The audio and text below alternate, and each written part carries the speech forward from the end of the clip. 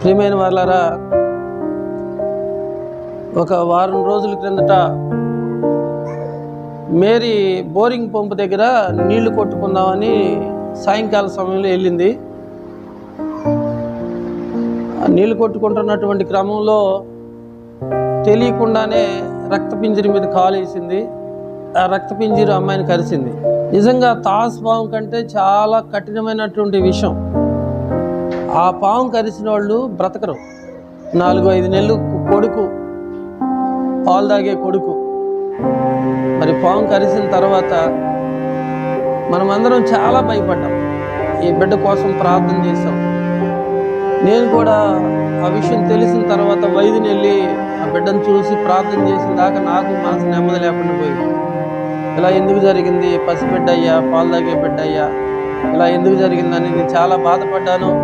అందరి చేత ప్రార్థన చేయించాను. మీరందరూ కూడా మేరీ కోసం ప్రార్థన చేస్తూ వచ్చారు. దేవుని యొక్క అద్భుతమైనటువంటి కృపను బట్టి ఆ పాము విషయం నుండి విడుదల పొంది ఆరోగ్యవంతురాలుగా తను, తన భర్త, తన బిడ్డ ఈరోజు దేవుని సన్నిధిలో సజీవులుగా, సాక్షులుగా నిలబడ్డారు. నిజంగా నేను వెళ్ళి చూసిన రోజైతే కాలు బాగా వాసింది, బిడ్డకి జ్వరం వచ్చింది, చాలా బాధపడ్డది. కళ్ళమ్మ నీళ్లు కాల్చడం తప్ప నేను ఏం చేయలేకపోయాను. వెళ్ళాను, మనస్ఫూర్తిగా ప్రార్థన చేశాను, దేవుని కృపకు అప్పగించాను. దేవుడు స్వస్థపరిచాడు, విడుదలిచ్చాడు.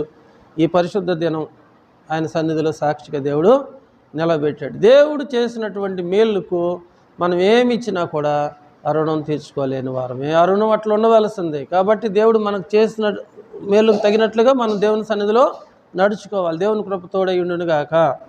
ఆమేన్. ఈ సాక్ష్యం ద్వారా దేవుడు మహిమపరచబడును గాక.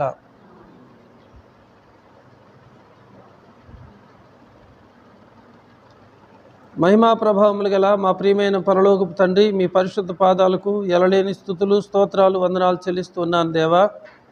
ఈ సమయంలో నీ ప్రియబిడ్డ మేరీ కొరకు ప్రార్థిస్తున్నాను. ఆ రక్తపింజీరు నుంచి, ఆ విషము నుండి, దాని కాట్ నుండి నీ బిడ్డను మీరు తప్పిస్తూ వచ్చారు. విషం పనిచేయకుండా ప్రభువ, ఆ విషయాన్ని మీరు బంధించినందుకు స్తోత్రాలు చెల్లిస్తున్నాను. విశేషించి ప్రభువ, బిడ్డకు పరిపూర్ణమైన ఆరోగ్యం ఇచ్చి, స్వస్థత ఇచ్చి, నీ పాద సన్నిధిలో సాక్షిగా నిలబెట్టినట్లు సహాయం చేసినందుకు స్తోత్రాలు. తన భర్తను, తనను, తన బిడ్డ పాలరాజును కూడా మీరు ఆశీర్వదించి, దీవించి, కృపలో భద్రపరిచి మహిమ పొందమని యేసయ్య పరిశుద్ధ నామంలో ప్రార్థించి అడిగి వేడుకుంటున్నాం తండ్రి.